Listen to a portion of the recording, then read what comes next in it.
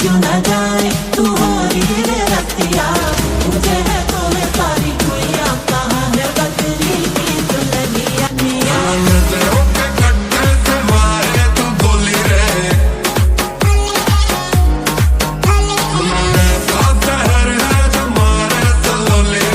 मैं अर्चना और आप देख रहे हैं हंगामा टाइम्स। हंगामा टाइम्स जिस तरह से खास कड़ी कर रहा है होली के रंग, हंगामा टाइम्स न्यूज़ संग की कड़ी में आज हमारे साथ में है वरिष्ठ समाज सेविका तुलिका जौहरी जी हैं। उनका पूरा परिचय है, वो एक वेलनेस कोच हैं, साथ में संयुक्त उद्योग व्यापार मंडल की नगर अध्यक्ष भी हैं और साथ में ऐसी महिलाओं को आगे बढ़ाने का कार्य करती हैं जिन्होंने जीवन में जो है आगे बढ़ने का सोचा और आगे बढ़ भी रही हैं उनके साथ में।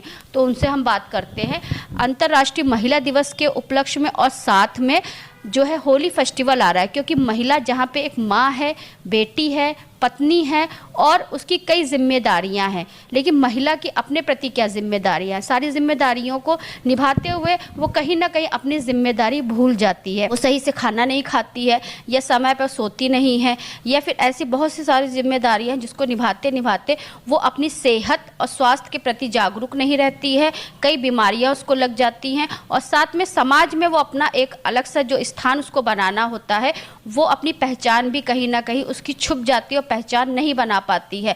तो ऐसे ही कुछ लखनऊ की खास महिलाओं से हम बात कर रहे हैं इस अंतर्राष्ट्रीय महिला दिवस और होली जो रंगों का फेस्टिवल है उसको लेकर के। तो इसी कड़ी में हमारे साथ में तुलिका जी हैं, तुलिका जी से बात करेंगे। मैम बहुत बहुत स्वागत है। Thank you so much. तो मैम जहाँ पे आप एक माँ भी हैं, बेटी भी हैं, पत्नी भी हैं, बहन भी हैं और बहुत सारी जिम्मेदारियां निभा रही हैं, वहीं पे आप सेहत और स्वास्थ्य को भी लेकर चलती हैं, महिलाओं को किस तरीके से अपने स्वास्थ्य के प्रति जागरूक होना चाहिए, वेलनेस कोच भी हैं आप, साथ में संयुक्त उद्योग व्यापार मंडल की नगर अध्यक्ष भी हैं और साथ में आपका एक होम किचन भी चलता है।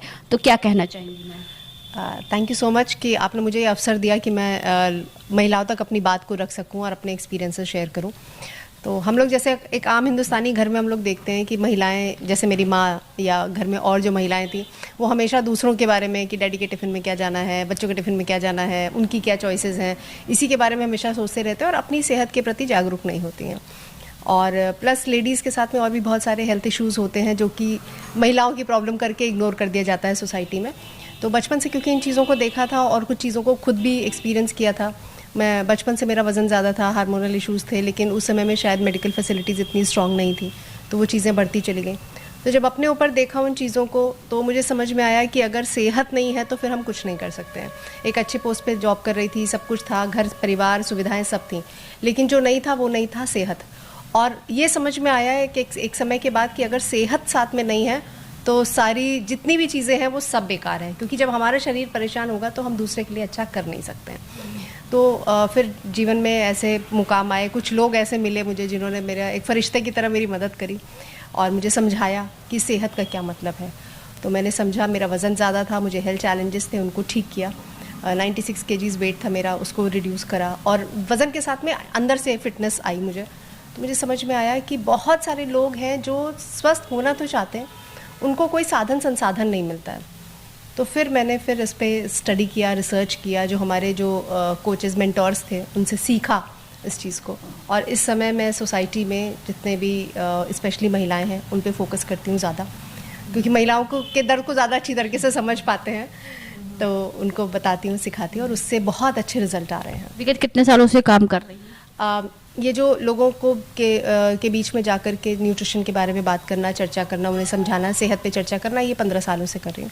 और अभी पिछले कुछ समय से इसको और एक स्टेप ऊपर उठाते हुए मैंने अपना एक हेल्दी होम किचन भी शुरू किया है कि घर के खाने से किस प्रकार से हम अपनी सेहत को अच्छा कर सकते हैं। अब जो बहुत सारी लेडीज़ आजकल वर्किंग हैं, है ना, तो बहुत सारा एक्सपेरिमेंटेशन वो नहीं कर सकती हैं, वो लीक पर ही चलती हैं।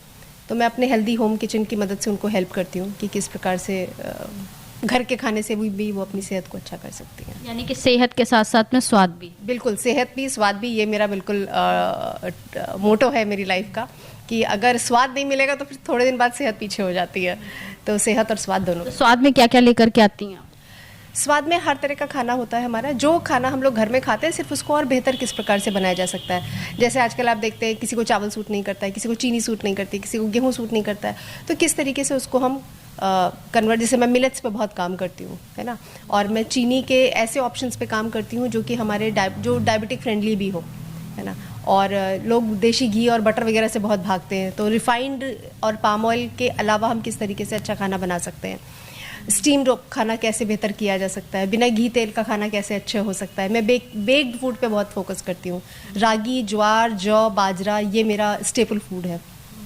एक बार आपने आपका मोमोज खाया था, कुछ अलग सा, जब मैदे का मोमोज था, वो किस चीज़ का? हाँ, नहीं, मैं रागी के मोमोज बनाती हूँ, मैं रागी के बंस बनाती हूँ, मैं बाजरे के पोहे बनाती हूँ ना, तो मेरा खाना इस तरीके का होता है। मैंने रागी के समोसे कल बनाए थे, पिनवील समोसा था, तो वो लोगों ने बहुत पसंद किया, बहुत सुपर हिट जाता है।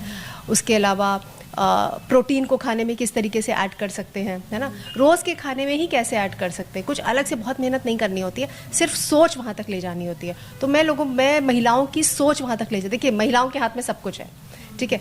हम कुछ भी बना देते हैं, जैसे मेरे घर में मैं कुछ भी बना दूँ, 1-2 दिन शायद बच्चों को लगेगा मम्मा कुछ इसका टेस्ट अलग है, बट तीसरे दिन वो एडजस्ट कर लेते हैं उस चीज़ से। मैं पूरा का पूरा खाना, वेज नॉन वेज कुछ भी बनना हो, मैं पूरा का पूरा विदाउट ऑयल बना सकती हूँ, है ना।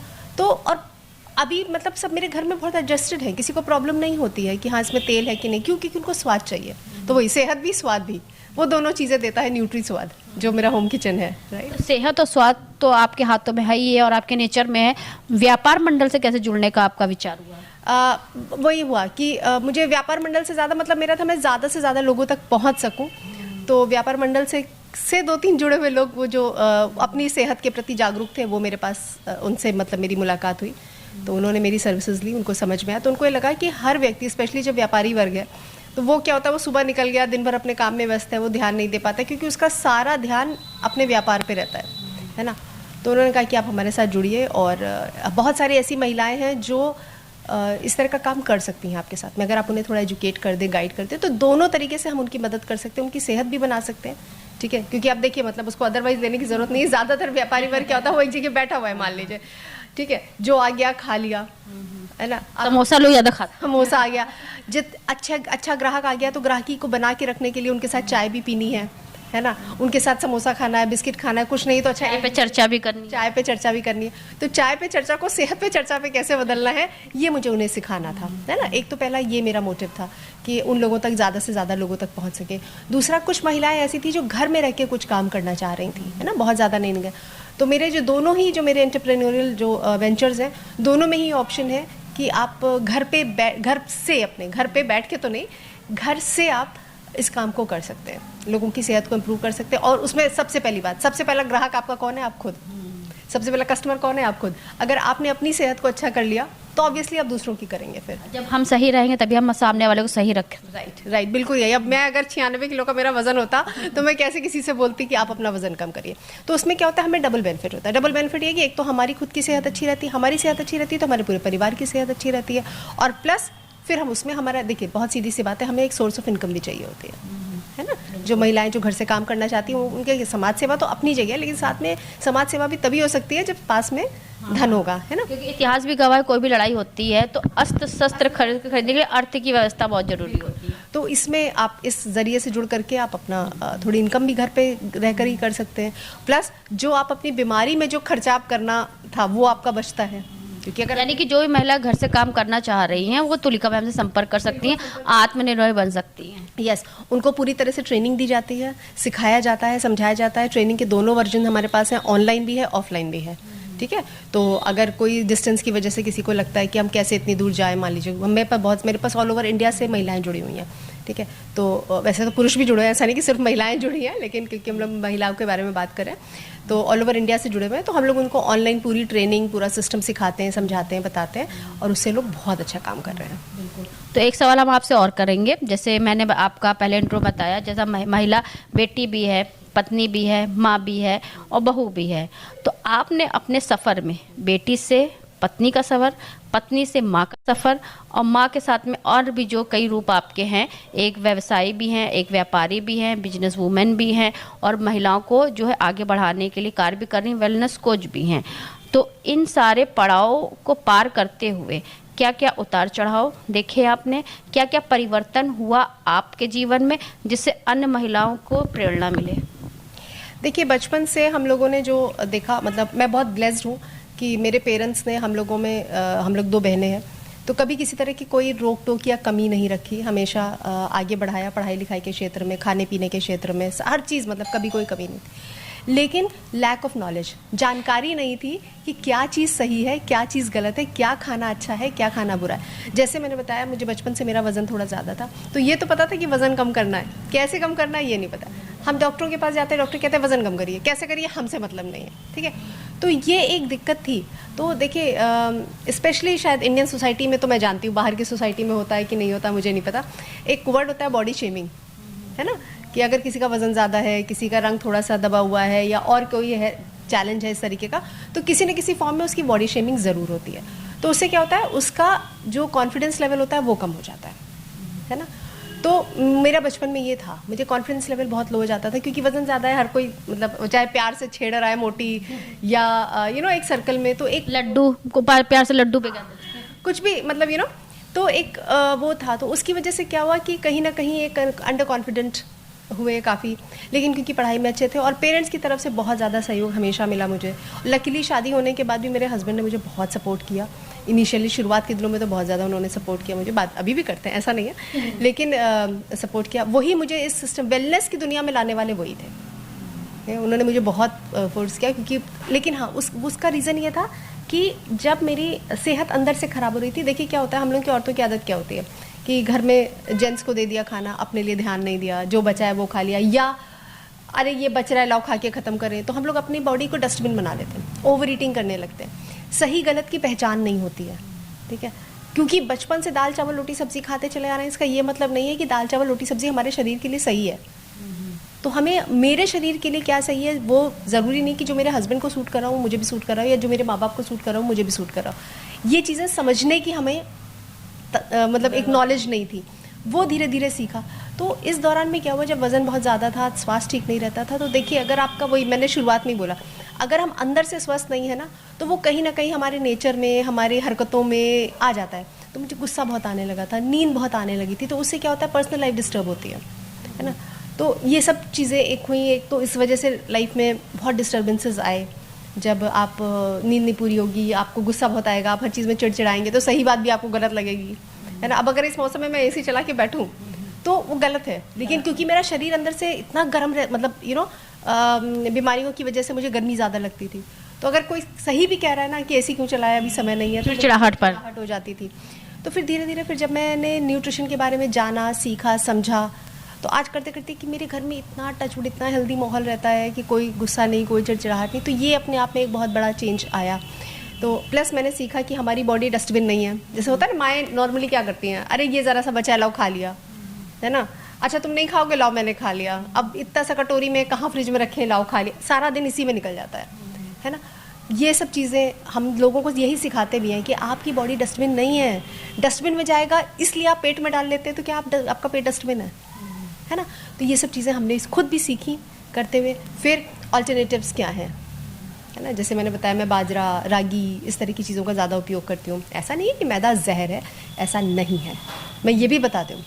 आप सब कुछ खा सकते हैं, लेकिन सही प्रपोर्शन में कैसे खाना है ये हम सिखाते हैं लोगों को। नहीं कि जो भी खाए उचित मात्रा में खाए, किसी भी चीज़ की अति, जैसे शुगर हुआ, जैसे शुगर कैसे होता है, जैसे लोग मीठा ज़्यादा खाते हैं तो शुगर हो जाता है, ब्लड प्रेशर की, नमक ओवर नमक खाते हैं तो नमक हो जाता है। तो कोई भी चीज़ खाए वो उचित मात्रा में खाए और आपके शरीर को क्या सूट कर रहा है वो करें।